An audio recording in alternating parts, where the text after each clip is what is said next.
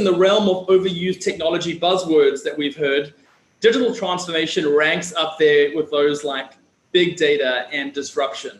Maybe that's because a lot of business leaders have used it as a blanket term for modernization. Regardless of the overuse of the term, digital transformation, or the semantics of when it's used, the concept represents a powerful movement in the business world, one we can't ignore. Digital transformation is when companies make the use of powerful technology to transform their business.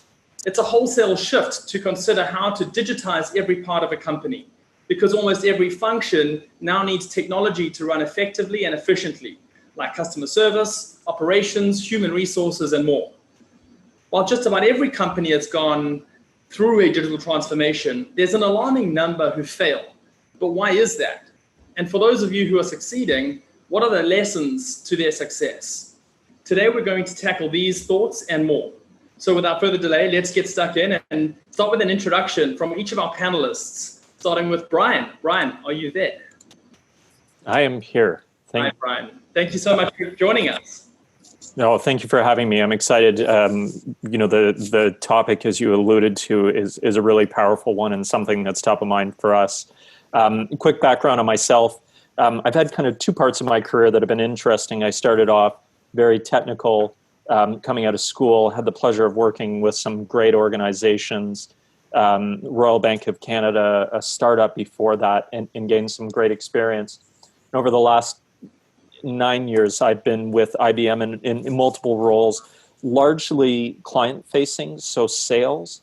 But the fun part is my background as a technologist has really helped shape the way I engage customers more from a consultative and transformational point of view. So it's been a lot of fun, and look forward to chatting with you all today about digital transformation.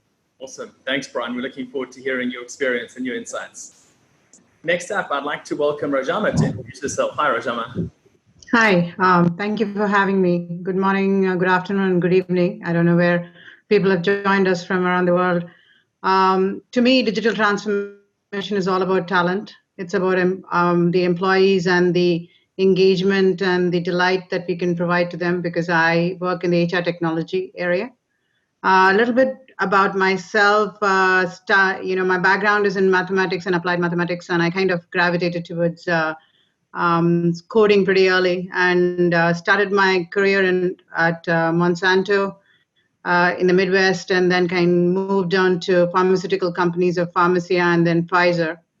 About 8 years ago, got invited to Microsoft. I've been very excited to come and work in Microsoft. It provides me with the opportunity to use a lot of good technology, along with provides me with the platform where I'm also interacting with not just customers internally in Microsoft, where, as we digitally transform the experiences and products for our own employees, we are also looked up as leaders to extend the same to our customers. So I also interact with the customers. So it's an exciting place to be and working in HR technology, especially these days, as we are moving from a more administrative giant, which is what HR used to be, to a very consumers-like experiences for our employees.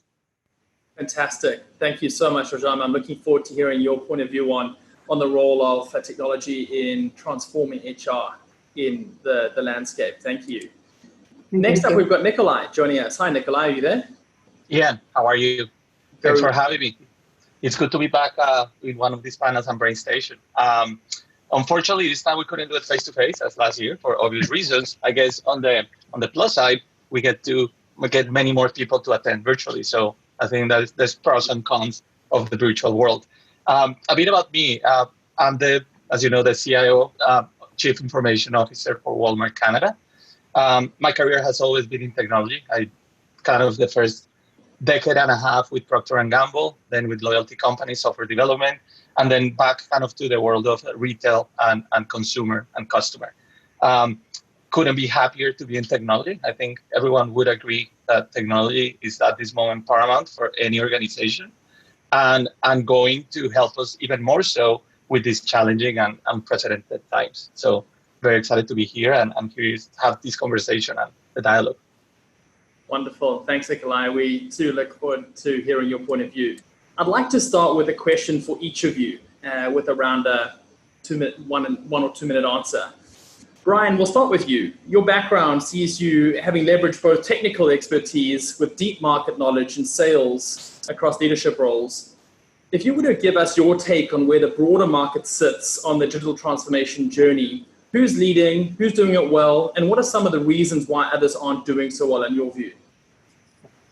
I'm glad you said 2 minutes, because that could take 20 minutes in some instances. But I'll try to boil it down to this. And I go back to the conversation, or at least discussion around digital transformation as a term anymore and its relevance. So a couple of things I tease out of that, and then I'll get into customer or corporate examples. First of all, digital transformation is not a strategy. The closest definition that I've seen that I really enjoy and I use with my customers is that digital transformation is a tool that through technology enables rapid innovation. I love that at its core, right? It's what we all should be doing regardless of size of organization, is thinking about rapid transformation. So getting into the who has done it well, or examples of who I've seen done it well and not so much. I'll give you ends of the spectrum without actually naming company names, although keep in mind these are all large global multinational corporations. I had, on the not so great side, I had an organization come in and we presented digital transformation to them.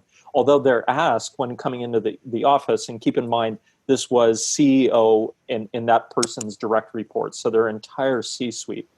Their question to us was not how do I digitally transform, but help me define digital transformation for the organization.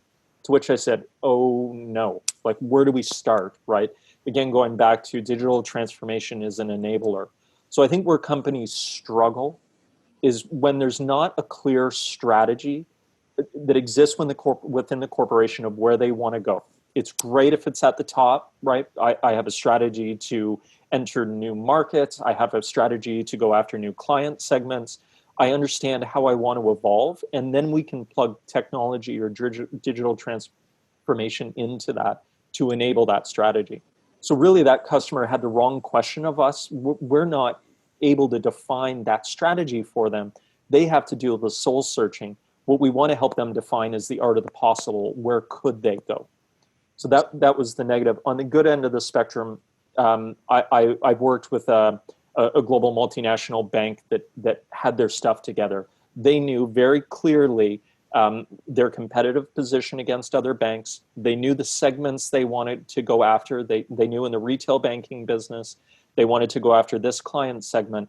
And it was interesting to see them come together, and they used the great tenets of digital transformation, which for me are data to analyze the segment, really understanding the customer and who they're going after, using that digital information to build a digital awareness and relationship with that customer segment that they're not going after today through marketing tools and other data, and then innovating and allowing their products to evolve. So as they're attacking these new segments, they're using digital to help evolve the products to meet that new customer set.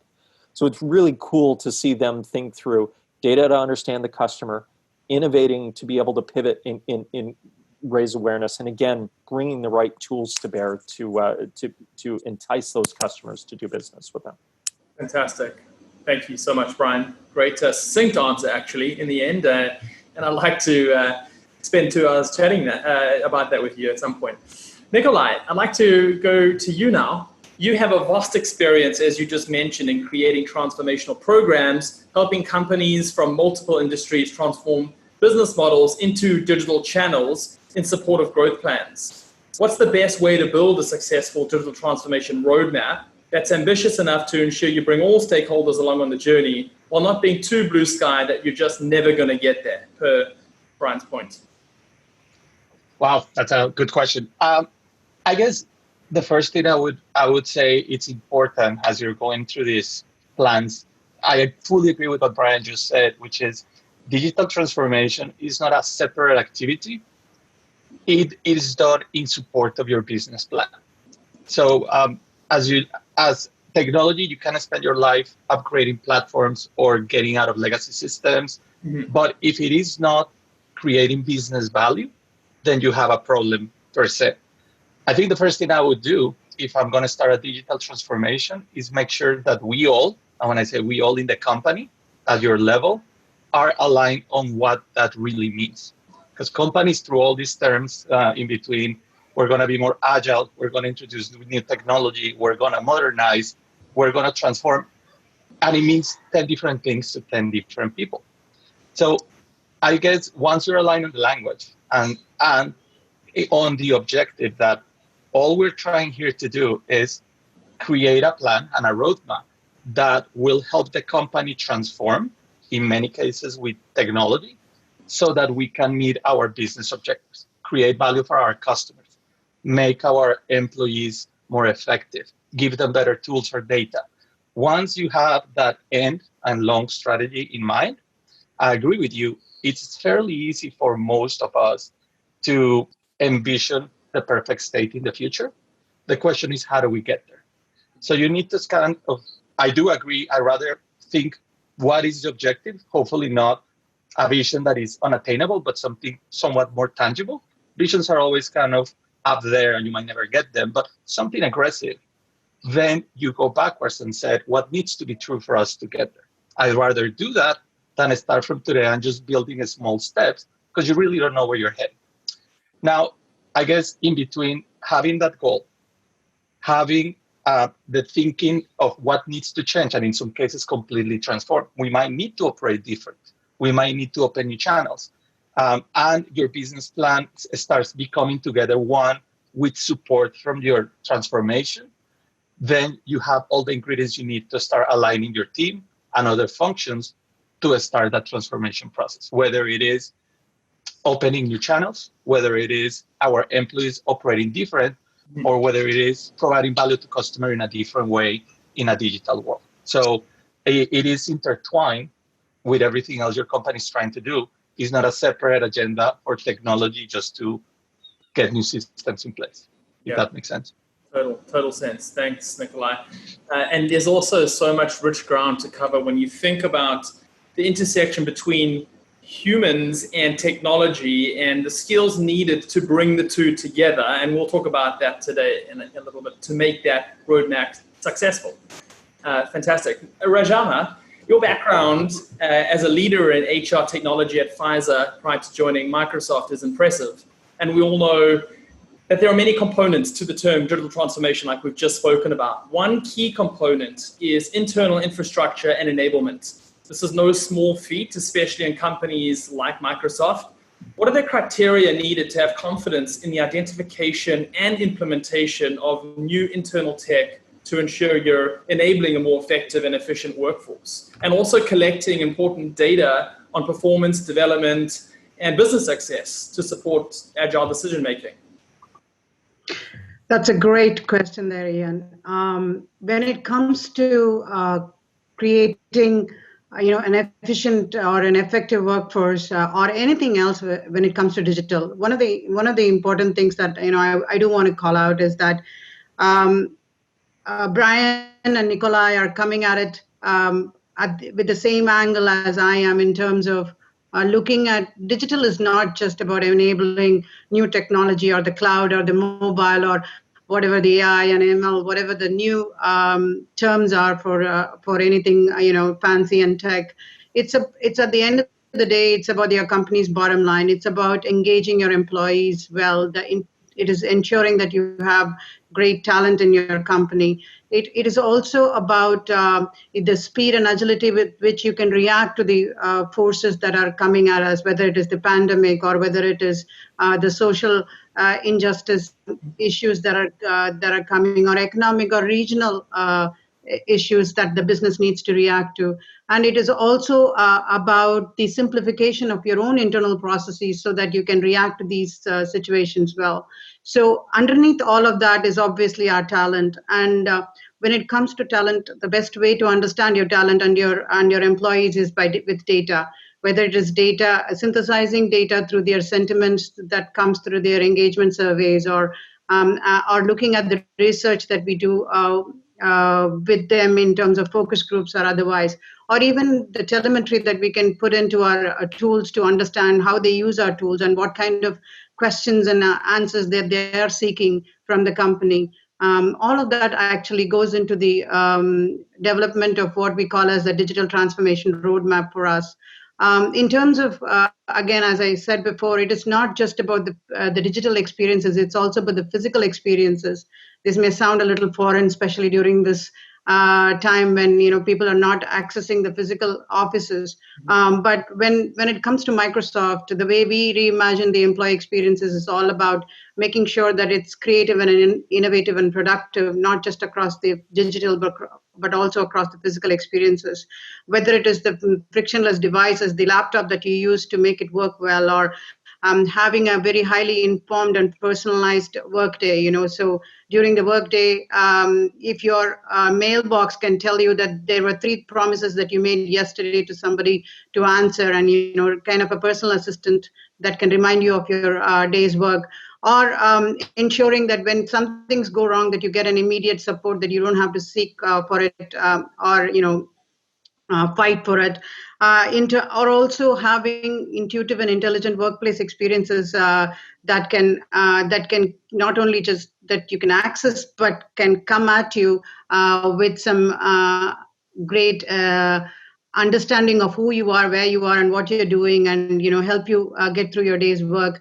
And not least of all, to have seamless teamwork in terms of effective meetings, collaborations, and communications across the board.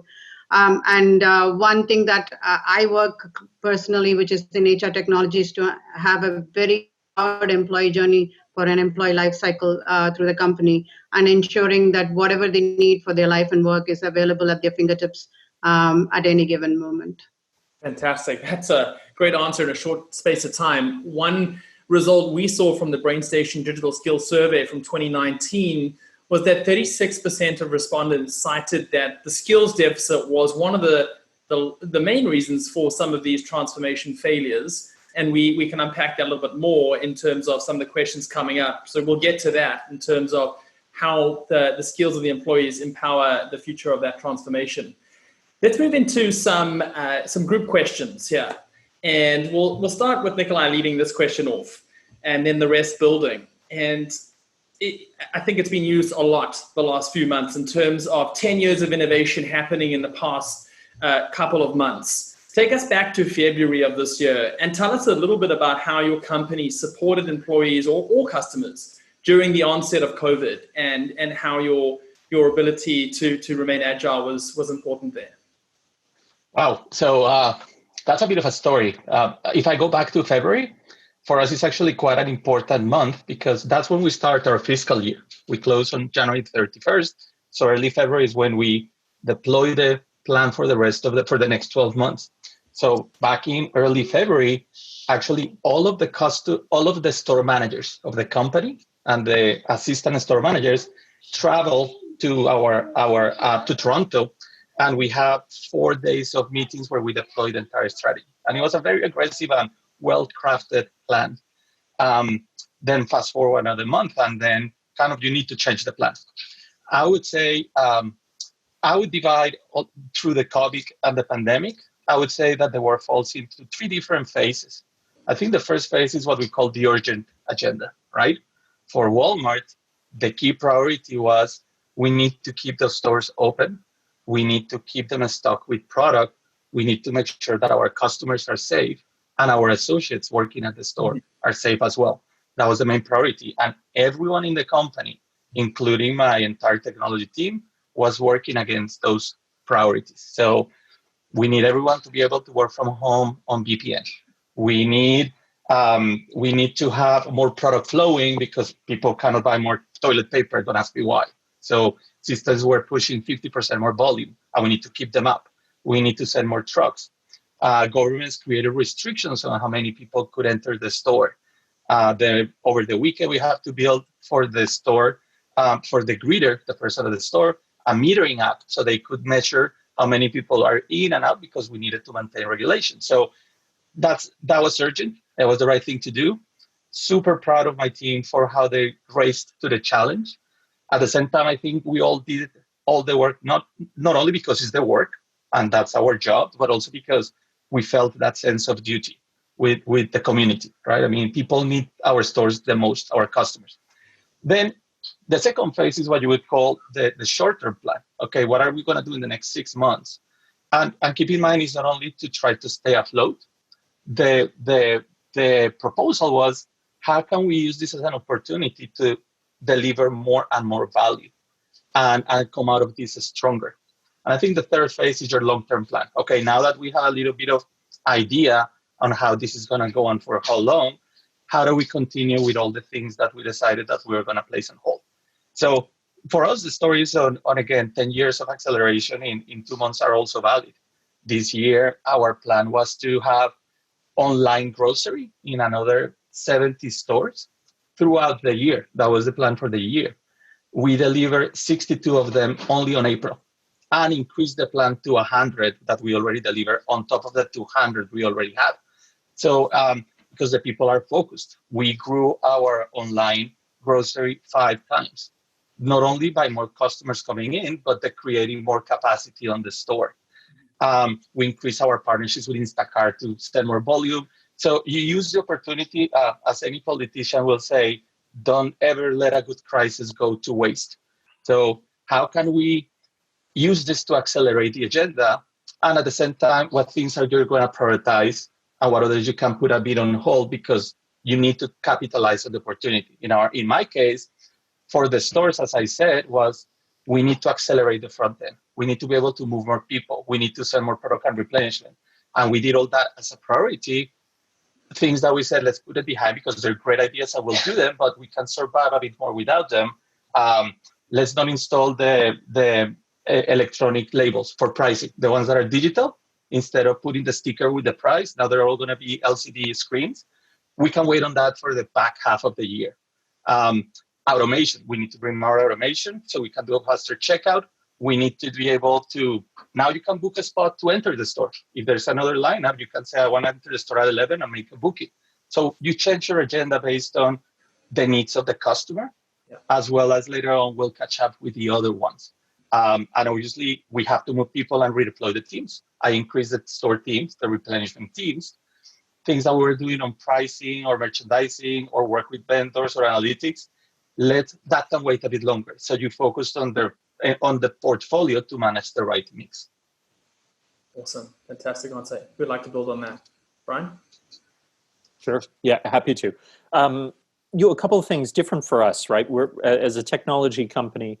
I think the first response to the pandemic was, we can do this. IBM's had a long time work from home mentality. So as far as engaging our workforce, the tools necessary around video, tools like Slack, et cetera, we were able to hit the ground running internally. So I think, first out of the gate was great, hit the ground running, we've got the tools in place. I think the biggest challenge, though, was getting people out of their PJs before noon.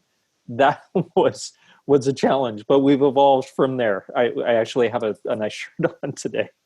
But seriously, the big thing for us was our engagement with customers. And I think in this whole digital transformation world, at the end of the day, I tend to gravitate there. I think it's what most organizations are trying to do.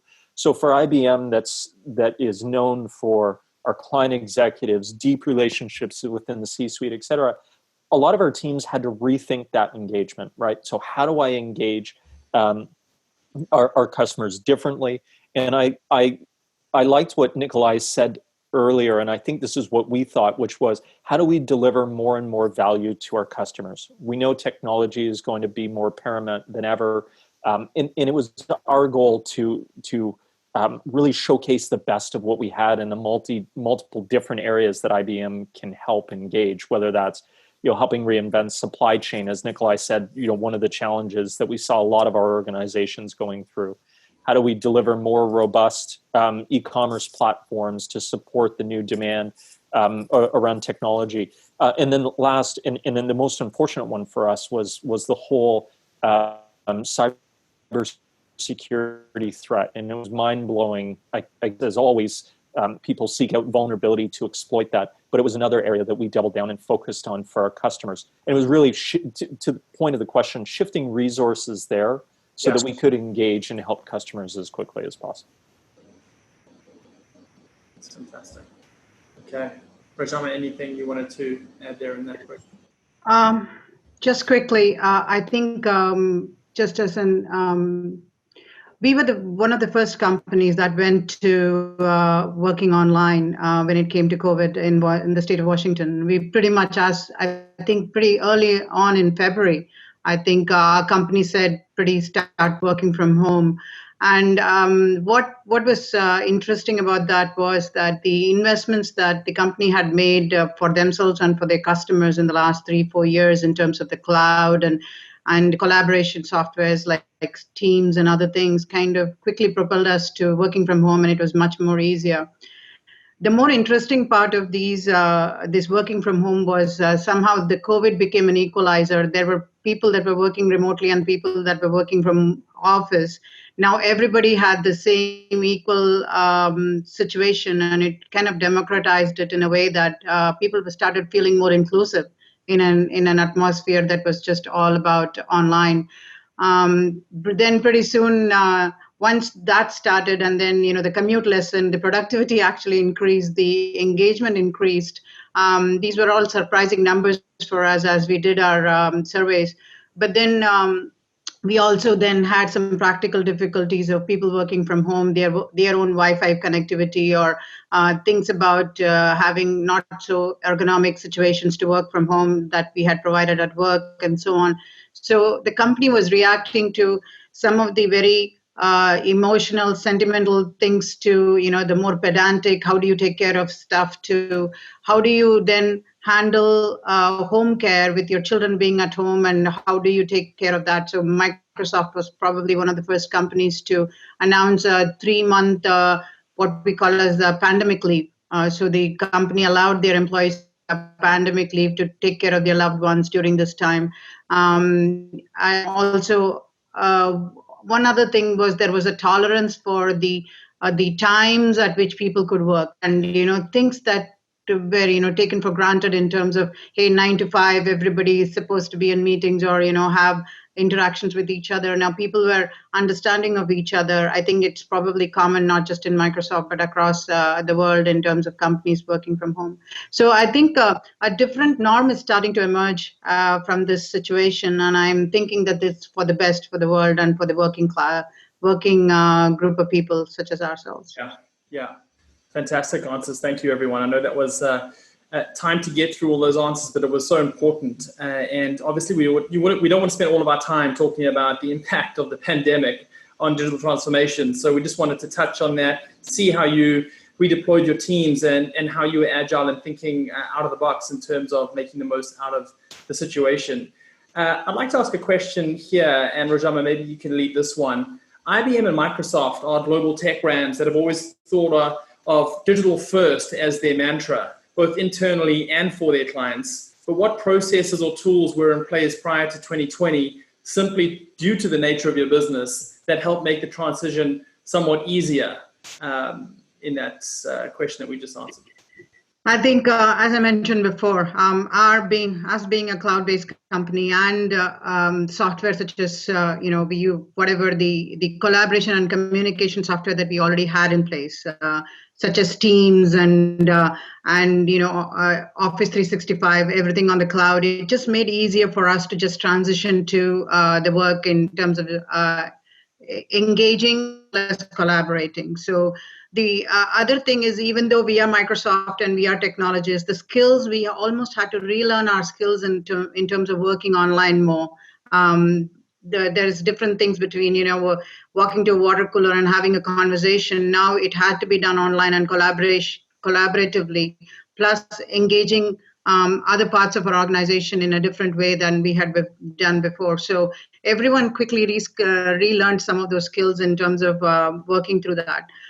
Interestingly, Teams, that's the software that we use for collaboration, kind of grew leaps and bounds over the last 3 months, not just in the number of users, but in how the kind of things that they came up with. Every day we would be delighted with some little feature that would actually be of help to us. And, simple things like when you send somebody a link in an email, to kind of for collaboration, it actually tells you whether that person has the access to the link or not. I mean, as simple as that. And that just kind of saves you the somebody coming back and letting you know that, hey, as you just send me the link, I don't have access to it and all of that stuff. So, and also it actually qualifies to what kind of document it is. So is it a PowerPoint or a Word or an Excel spreadsheet or whatever. So it just kind of easier. So and it's just these little delights actually make a lot of difference in your workday and helps you get through your day better. We have our workforce software actually gives us insight as to how many hours that you're working, and it actually tells you that it's already 7 p.m. and do you really want to send this right now, or do you want to wait until tomorrow, because there will be a compunction to kind of respond back to your email, and so you want to kind of stop yourself from sending it. So little things, but helps. Fantastic. Great. I'm going to go to a student question now. We're going to welcome Pulkit to the panel to ask a question. Pulkit's one of our web development students at BrainStation. Hi, Pulkit. Hi, Ian. Thank you, Ian. Hi, everyone. I am Pulkit Arora. I'm excited to be here as well. I work in the same domain. So I lead digital transformation for Generali Global Health. Generali is among the top 5 insurance companies around the world. And as Ian mentioned, I'm currently a student at the BrainStation Web Development Program. And my question to the panel is really around digital strategy. So most of the organizations were getting started with their digital strategy and their journey pre-pandemic. Now, after pandemic, how do you recommend we leverage this opportunity to do a reset or realignment of the digital strategy? And alongside, how do we stay connected with our members, with our employees, given that the whole situation has now changed? Who would like to take that? Nikolai, go for it. I'll go for it. I guess, and we touched a bit, I think you have 2-part questions there. The first one is, how do you reset your strategy long-term? The second one is on how do you remain connected in a remote working? So let me tackle the first one, which is, I guess, reset and realign is a combination of realizing what changed, whether it was temporary or now it's actually going to be the new permanent and the new normal. And then you continue to adjust. For example, we successfully were able to enable everyone working from home. And at the beginning, it was supposed to be 4 weeks, then 4 months, and for now, most likely the remainder of the year. So yes, everyone is connected, everyone can communicate, everyone can do virtual collaboration, but perhaps moving forward, even though our offices are open again, and you can go and book a desk, and their check-in processes and distancing and everything else, and overnight cleaning, most people are staying at home. So if this is the new normal and working remotely and virtually is the new moving forward strategy, because everyone seems to like it, then you cannot only stop at, for example, the collaboration tools. Now you need to do your training and your learning and your coaching and your development. So those things, we didn't look at them at the very beginning, but now we have to. We were all busy trying to keep stores open, customers safe, but now people want to continue to grow their career. People want to continue to have coaching. How do we do those things in a virtual world and effectively? People want to have gatherings and celebrate their successes as team too. So on the other hand, you look at what you're not going to do.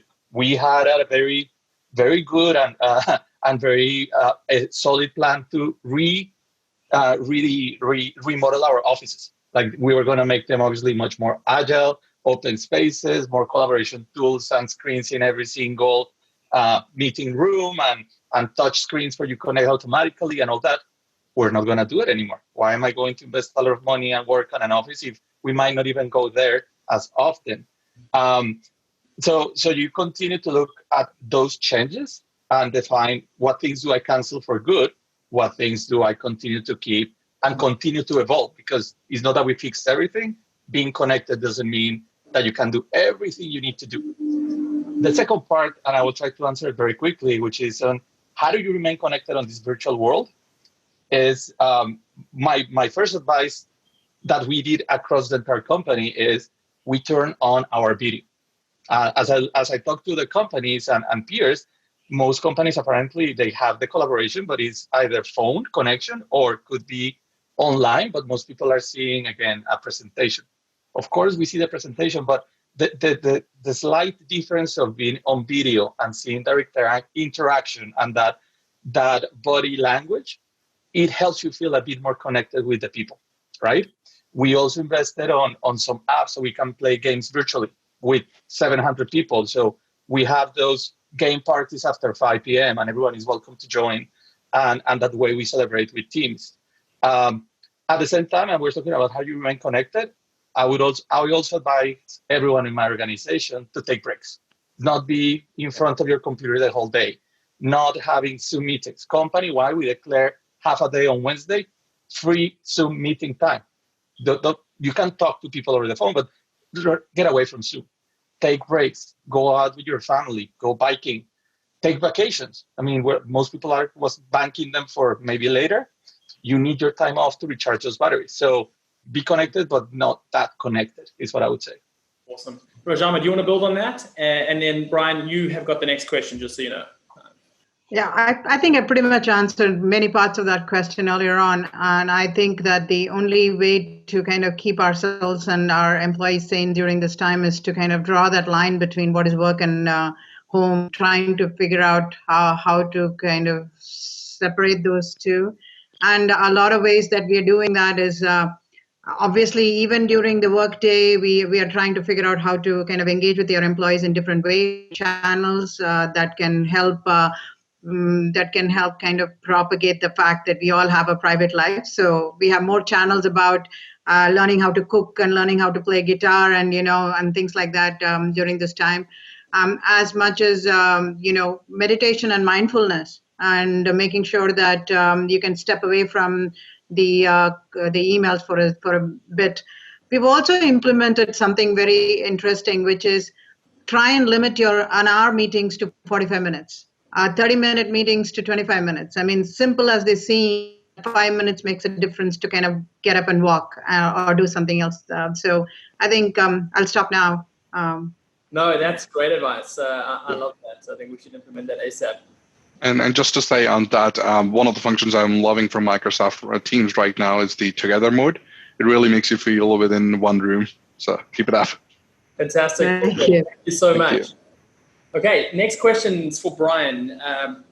Tell us about a new digital process or strategy that you've helped to implement. What was the thinking behind it, and how did you measure success, as an example?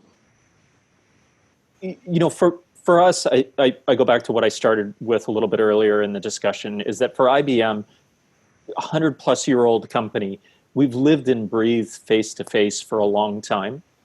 For us to survive in the new world, we need to understand how to clearly build digital relationships with our customers. So that is, how do we present our new products online more efficiently, let customers experience them, try them, all the different things that a truly digital company needs to do. And I say truly digital is born on the cloud. IBM has some, again, 100-year-plus company. We've got some legacy to be able to transform in it. So when I look at our digital transformation, that's really the crux of it for us, is changing that presentation online, product at a time, section at a time, so that we can be more digital in front of our customers. And then from a success perspective, Ian, I think one of the tenets of digital transformation that is so important is this, at least for us, is this agile mentality. Small focus, small wins, quickly get on to the next one. And success for us, really is anchored in revenue. I don't want to sugarcoat it, right? Us is driving more money, more sales, et cetera, whether that's new segments or not. But I think it's within that, teasing out the other components within that, whether it's seeking out new customers, new segments, and so on, that will continue to allow us to thrive. So hopefully that makes sense. But that's where my head goes. Fantastic. Thank you. That was a great succinct answer there. Rajana, I'm going to head to you for this next question, because it's if you like, the bedrock of digital strategies. I'm going to talk about data for a second. How does data inform decision-making at Microsoft, and how is it different from 5 years ago or previous places you've worked at?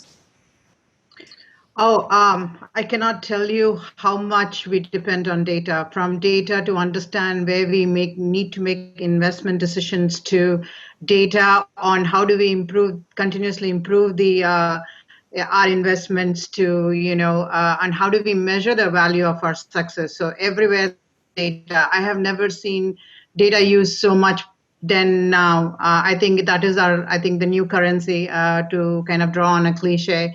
And just because of that, people like me who are technologists who've been working in HR for quite some time in the distance between the ambiguity and precision of HR and technology, we have used data as our conduit between the two. And the way we do it is to how do we actually synthesize the various pieces of data that comes from, we have annual surveys during these pandemic times. We have got these very quick pulse surveys that we do constantly. And this was even before the pandemic. We had pulse surveys of various populations to understand where our employee sentiment is about various situations that are going within the company, outside whatever is going on with the world, and so on. And we use that to react to the kind of experiences that we want to launch to our employees. The collection of data, the understanding of data, to analyze the data for predictive and prescriptive analytics is very, very important within Microsoft. And we also use data, what we call as OKRs, to measure our success. So our objectives and key results for any investments that we are making is also it's also about data, and the key results are all about the business value that we bring to our customers at any given time. Data is a foremost thing. And so most of us who have been in this space though we have had some understanding of data, we are now investing a great deal to learn and reskill ourselves in terms of learning I myself have put in hours understanding how to use Python and how to actually use various methods to, leverage the data to kind of harness it for our own betterment here. Fantastic answer. Thank you. Nikolai, do you have thoughts on that? I think I can agree completely with the framework. I mean, I think we all in technology have the responsibility to enable companies to go from managing their data, which is kind of the low level, for that to become information that is useful, then potentially some reporting across things, and then, the top of the pyramid, which will be very strong analytics that can provide insight, either on what this happened or can we predict what is going to happen after. So you find that usually if you don't have good systems reporting, then all of your associates, your employees, are going to spend 80% of their time collecting data and putting it together, and is this the right number? And then 20% trying to make it useful for their work. Should be the opposite. The data should come to you with the right tools, and the systems this day can actually find you the insight through AI and many other alternatives. So I think, as Rajama was saying, and that's what I agree with her statement, is our job is to get them out of data processing or trying to compose, so that they can use the information for growth, right, or for value. That's what I think. Fantastic. Yeah, going from wrangling the data to actually using the insights to drive business value. Fantastic. This is a good segue into welcoming Haley, one of our web development students at BrainStation, to ask a question to the panel. Hi, Haley. How you doing? Hi, I'm good. Thank you so much for having me here, and thank you for being here. To the panelists, it's been really insightful so far. So like Ian said, I'm Haley, a current web development student at BrainStation. And my question for you guys is, I'm wondering how this period of change and digital acceleration has made you reevaluate the traits you care about most in potential employees. Brian, do you want to hit that one off? Yeah, happy to. And I was thinking this when we were having the topic of skills or tools, pardon me. And fundamentally, I think, Haley, for me in particular, skills is the number one component that we need to continue to infuse to allow digital transformation to happen. There's kind of two tenets for me, at least within IBM, that we look for. One, going back to it, is this agile thinking mentality, right? Fail fast. Don't worry about failure. That there is a legacy, again, being an organization that's been around for a long time, that failure was not part of the DNA. It has to be. So agile, fail fast, move forward is one of them. The other is design thinking for us, and really understanding how to tap into the innovative knowledge of an organization. And I think within that, it's not just finding the right individuals that understand design thinking. It's finding the right individuals that know how to bring unique talent to the table to enable design thinking to thrive. And fundamentally, every time we'd be in the office, you'd see a group of people and you'd have the loudest man or woman speaking and commanding most of the attention. Like, we've got to get away from that and really tap into the resources we have to really foster unique thought. That, for me, if we can fix that, that allows technology to thrive and really allow us to innovate. So that's where I go. Thank you, Brian. Awesome. Anyone else? Okay. Haley, thank you so much for the question. Really appreciate it. With the time that we have left, we're going to get through as many questions as possible. This is for everyone as quickly as you possibly can. Looking ahead to 2021, 2022, bring it on. What are you most excited about under this umbrella of digital transformation? Let's go Nikolai, Rajama, and then Brian. Wow. We're super excited of how we are leveraging.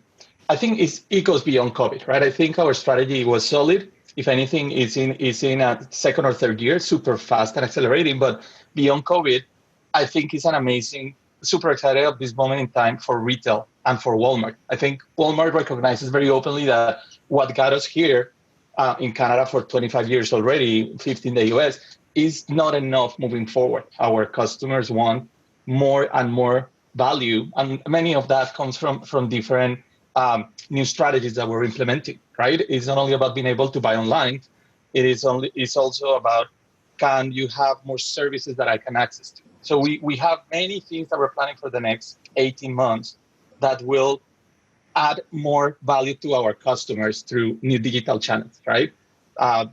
You can combine OG or online grocery and merchandising, right? You can have it on the same basket. You can pick it from the parking lot. In fact, you don't even need to call anymore when you get to the parking lot. It's mobile check-in. As soon as your car gets to the store, they will bring your baskets. We are installing delivery towers. So you go into the store and you just flash your QR code and the package comes to you automatically. So there's so much improvement that we can have in the lineup and many other services that we're adding pretty much every month that I'm super thrilled because I'm excited about all the new technology. I'm one of the biggest geeks that you will ever find. But more important, provides a lot of value for customers and associates. So it's going to be very interesting, right? Awesome. Rajama, what are you excited about? Yeah, sure. I wasn't sure if you were going to point at me or not. So apart from data and experiences, cool experiences, I think one of the things that I'm most excited about is this node code development and the citizen development tools that are now being made available to everybody to be able to create some useful applications for themselves and for their communities and for their organizations and so on. And so it's democratizing this whole digital a lot more than it used to be. And that's going to help empower the world a lot more. So I'm just excited about that. I think the next few years you're going to see that kind of propagating a lot more. And I love that. Couldn't agree more. Do I have time? Yeah, go for it. Rajama, I love that comment, really empowering the world more. And I kind of categorize my excitement around 2021. And it's hard to say excitement, but there are silver linings in what's going on right now. And I kind of look at it this way, the cuffs are off, right? From an innovation standpoint, I feel like a lot of the inertia that's inhibited change has shifted, and there is a real desire to innovate. And I love... again, going back to it, empowering the world. I love the changes that are coming with education and helping our students do better. I love the way we're getting products to people in different ways and easier. There just is, untapped potential. And I think we're really seeing organizations quickly shift dollars there. And that's what I mean about the cuffs off. Innovation is going to be key over the next couple of years. And I'm super excited about that. Yeah, supercharge is the word. I'm going to hit two of these questions here from the audience that have tuned in. First one is from Tom. What are the AI tools that you're using or planning to use, and where? Perhaps, who would like to start? Who's working in that AI space a lot between all of you? I'm sure you all are. I can start at least in HR. We are starting to explore the use of AI tools in various areas, and some of those are, in the internal employee engagement for career development, recommendation of learning, and as well as work looking at the areas of recruitment where you want to match resumes to your to the skills and the candidates that you're looking for. We're starting to explore those areas in AI. Fantastic. And I think for us, just very quickly, AI is infused in everything we're doing. Watson is still a real thing. It's infused in supply chain, security, blockchain work we do, everywhere, because we see it as not a one solution fits all, but it really has to be a part of helping people understand data, for the comment we had, and really make some intelligent decisions as a result of it. So more and more, we're leveraging AI in really everything we do. Same. I mean, I don't think there's a part of the entire business operation that is not anymore supported by AI. From food safety that has both AI and blockchain, where if there's a recall for E. coli, we can track back into what was actually the farm where that product came from. From being able to automated substitution. Say you order online this yogurt and we don't have it, then the system automatically, if you say that you want replacements, if we don't have the exact same product, the system will recommend the next logical choice and continue to improve over time based on other purchases. From analyzing the data of our baskets, customer sizes, volumetrics, so we can fulfill quick heal. So AI is becoming let's leverage those powerful systems to tell us more things to continue to improve while we think on the next thing or use that data to support operation day to day. Fantastic. Thanks for those answers. Okay, we've got time for two more. Question here from Anand. Many categories require touch and feel like apparel, footwear, while others like diapers, grocery don't. Did Walmart roll out any new services to make shopping easier for former touch and feel categories? Is Walmart Plus aimed to make shopping easier for such categories? Nikolai. It's a great question. I mean, aside from the typical, please, if you're trying not to handle items, right? I mean, we have signage at the store that as much as possible, just grab the product that you want to take home. So you avoid contact of many people touching items, and the cleaning programs that you have. Again, you increase those processes. We're exploring many other things to try to help families to have a touchless experience. For example, many mothers, they don't want to bring their kids to the store to try apparel or the shoes.